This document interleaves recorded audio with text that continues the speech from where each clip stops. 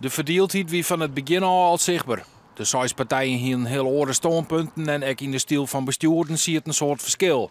Na 2 jaar is duidelijk dat dat net langer werkt. Wat we nou stroffelen, dat is altijd op een gegeven moment. En ja, ik ben hartstikke geneigd om dat raden we te broeken een politieke doodzonde is. Als je geen vertrouwen meer of in je orenpartij of in een college hebt. Als je dat net meer hebt, dan ben je over de grens heen en dan is het gebeurd.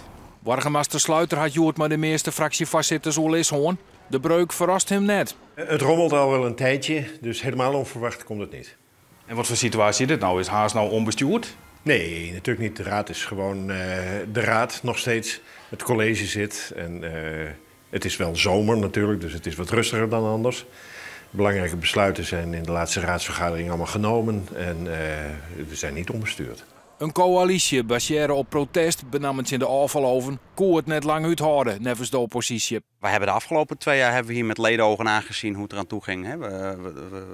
We rolden van het ene akkefietje in het andere akkefietje en ja, wij zijn er eigenlijk wel klaar mee. We moeten met de stad bezig en niet met elkaar. Dat is nou de komst voor. Ja, en de deur staat wagenwijd open wat ons betreft. Het college van Haas bestaat nou uit de burgemeester en 2 wethouders, alle hier van de PvdA. Maar ik dat kan oors worden. De Haanse bevolking is wel klaar van veroring. Verbaast het jou?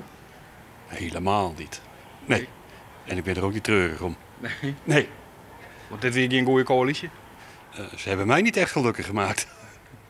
Maar weet je wat je op stemt, hè? Een plaatselijke partij, maar dat zal ik niet weer doen. We houden alles tegen. We willen niks. We hebben ook helemaal geen bestuurlijke ervaringen, dus het is wel goed. Rob je dat ik net een beetje hoe jezelf als Haanse bevolking, dat je op protestpartijen stemt? Nou, nee, niet echt. Ik sta toch wel een beetje achter frisse wind, hoor. Ik denk van ja, daar heb ik wel bewust op stem, dat wel.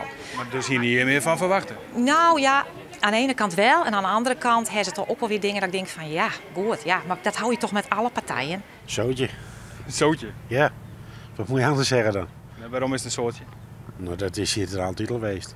Sinds die frisse winter in zit ook. Het is gewoon alleen maar geld weggooien, procederen tegen die afgelopen. Nou, allemaal weggegooid geld. Jongen, wel voor de afgelopen? Ja, natuurlijk wel.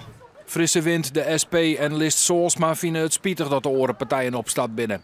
De PvdA wil zo gauw als mogelijk een extra raadsvergadering. Het liefst nou waasde je al.